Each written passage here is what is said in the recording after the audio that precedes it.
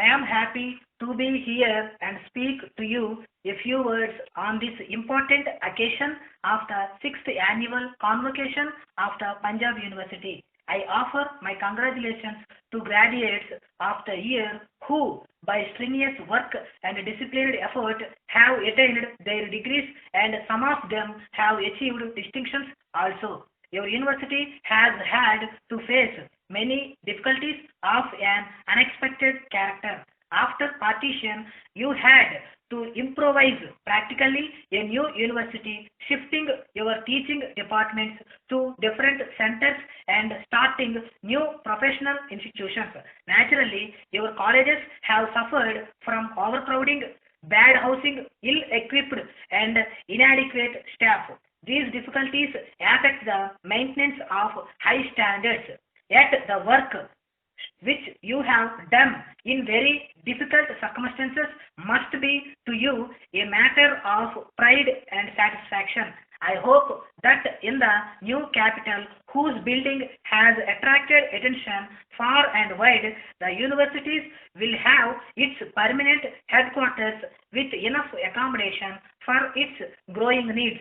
Your Chancellor has had great interest in university education and his experience will be of considerable help to you in your attempts to develop the teaching side and exercise adequate supervision over the affiliated colleges.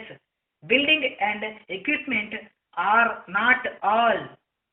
Good teachers who are interested in the welfare of the students, who have enthusiasm for their subjects and who are able to impart it to the pupils, they form the central framework of a university. Our commercial minded generation reserves its respect for those who make money, and so the best ability is drawn into administration, business and the allied professions. We have to realize that the kind of education we provide for our children is determined overwhelmingly by the kind of men and women we secure as teachers. The low esteem in which teachers are held is the most eloquent evidence of the malady from which our society suffers. We must get the right type of men for the teaching profession and not the incompetent and the unambitious. Respect for the teachers cannot be ordered. It must only be earned.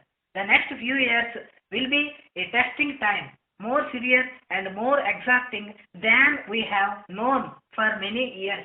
Political freedom, which we won at much cost and sacrifice, is only an opportunity. It is not a fulfillment. If we are to develop a strong democracy, political, social, and economic, it is necessary for us to work hard and work unitedly. The ideal imposes on us a sacred responsibility. Men are not made democratic by the mere formulation of ideas in the Constitution. They are not made good by mere exhortation.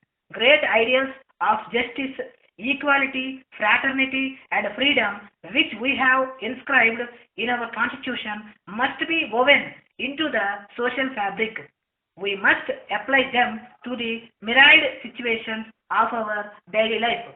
Unfortunately, the state of mind in which we found ourselves at the time of political liberation is not marked by revolutionary fervor. The spirit of enjoyment has prevailed over the spirit of sacrifice. We seem to demand more than what we give. There is much evidence of low morale, dissatisfaction, and discontent among people, all leading to serious slackness. We must overcome the spiritual sickness which seems to be enfeebling our community. If we do not change our minds, we cannot change anything. A nation is built in its educational institutions. We have to train our youth in them. We have to impart to them the tradition of the future. Through all the complexities and diversities of race and religion, language and geography, the forces which have made our people into a nation and which alone can keep them one are being shaped. These do not belong to the material sphere. The unity is not one of physical geography, it belongs to the realm of ideas. It is a matter for men's minds and hearts. Our country has suffered when internal dissensions predominated and central unity declined. We used to complain that those who ruled us for centuries adopted the principle of divide and rule. At any rate, it is true that our subjection was due to our division. We must therefore guard ourselves against separatist tendencies of language, religion, and province. It is in the universities that we should develop a corporate feeling and a feeling of social purpose. Our universities must give inspiration to a generation which stands in sore need of it. In the different branches of our planning effort, we require trained men, and it is for the universities to supply them. Naturally, young people wish to get themselves trained in scientific, technological, and professional courses.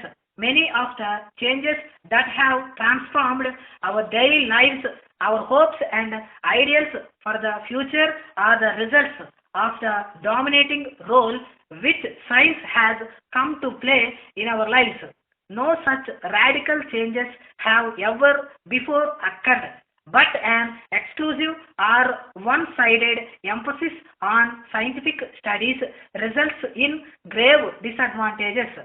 Power and wealth begin to exercise a kind of intoxication on the minds of men. From the Central Book Depot, New Delhi. Dear sir, we have the pleasure to inform you that having re-established ourselves here after having been uprooted from Pakistan, we write to express our deepest gratitude to all customers, patrons and fellow businessmen who have offered us their unstinted cooperation during the last 4 years, not only in India but abroad also. It is due to universal cooperation and frank appreciation of the books published by our firm that we have been persuaded to expand our business at a pace that has astounded many fellow tradesmen in Delhi and elsewhere. Well, the mainspring of our expansion has been the best production of books at an economical price and reasonable concession to and firm cooperation from the dealers and individual customers. We sell all kinds of books, whether printed in India or abroad, and an exhaustive list of our stock with full details and prices as well as trade terms can be had by dropping a postcard with your address. We send our sumptuous catalog free of all obligations. We believe that many years of experience which we had in the line and ample means at our disposal will sufficiently warrant your confidence in us to give us a trial order before looking out for alternative sources. You may rely upon our most careful and prompt attention to all orders which may be favored with. We have in our stock a supply of extraordinary general books which have evoked an enthusiastic interest not only in India but in Ceylon and Malaya also. We have been able to reprint several editions of various books within an incredible short time. A list whereof is enclosed herewith for your favorable attention. In order to induce you to buy your books, we would give you special terms and will be willing to consider any proposal from you for expansion of your business and cementing our friendly relations. If you find that our quotations which we enclose herewith meet with your requirements. We should be glad to enter into negotiations with you for a regular business between us, anticipating a favorable reply. Yours faithfully.